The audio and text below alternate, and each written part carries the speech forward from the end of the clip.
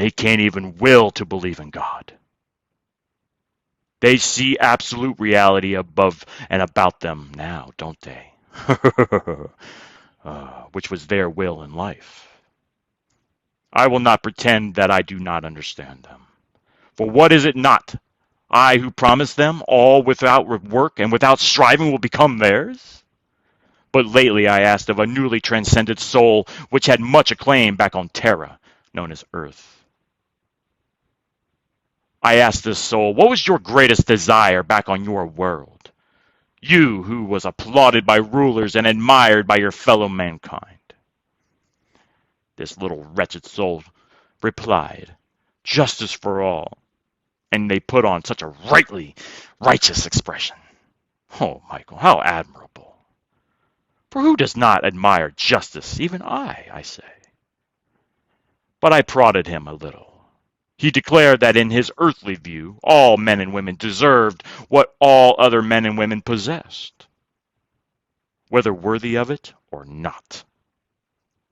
He said, there are men and women so they are equal.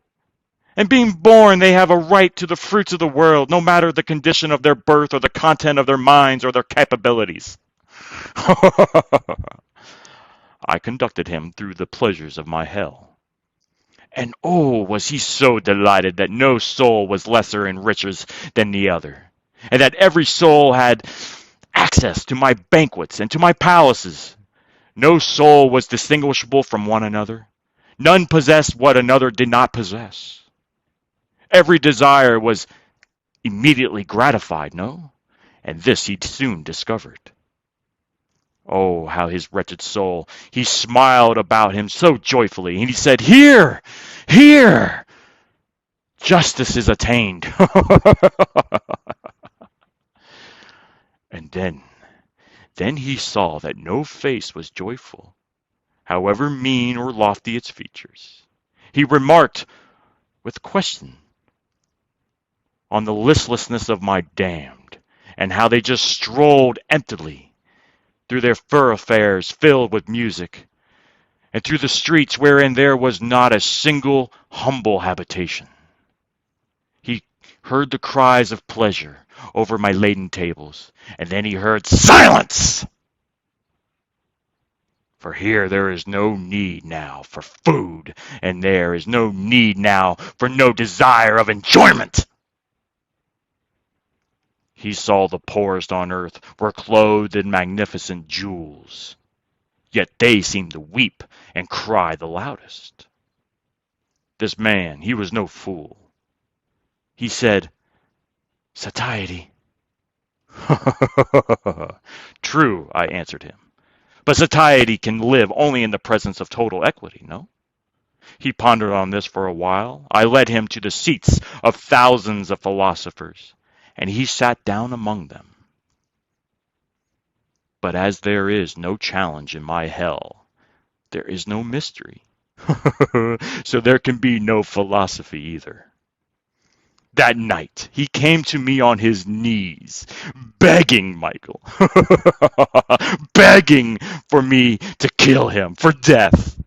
I struck him with my foot, and I said, oh, you little man, you little soul, this is your hell that you have made.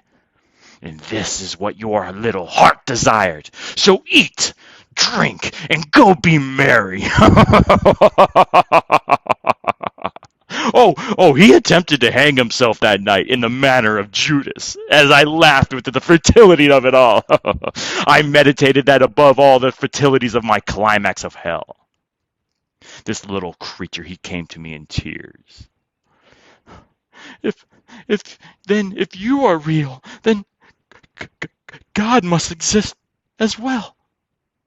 Does that not follow, little man? I replied to him. But did you not deny our Father back on your Terra, Earth? Did you not speak of this Superman, this mankind becoming of the ultimate glorification of mankind on Earth without God? This little wretch said, I do not see God among mankind, as he wringed his hands with worry. You did not look, I said. You were so dull in your human arrogance and too enamored of humanity. You never denounced your fellow kind for their lusts and their cruelties. You told them they were only victims. You refused to look upon their nature, for you denied infinite variety and capabilities of nature. To you, one man was as good as the other man. One woman was as good as the other woman, and equally endowed for the foolishness reasons that he had not been born. You saw no saints, you saw no sinners.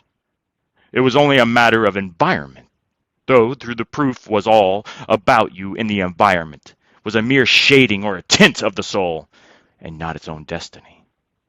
You denied that mankind had gifts of the Spirit, often above those of other mankind. In truth, you denigrated those gifts of striving and wonder. You denied free will. Everything evil that happened to a mankind was only the result of the fellow man's lack of justice. You denied the reality of good and evil, the ability to make a choice. In short, you denied life itself.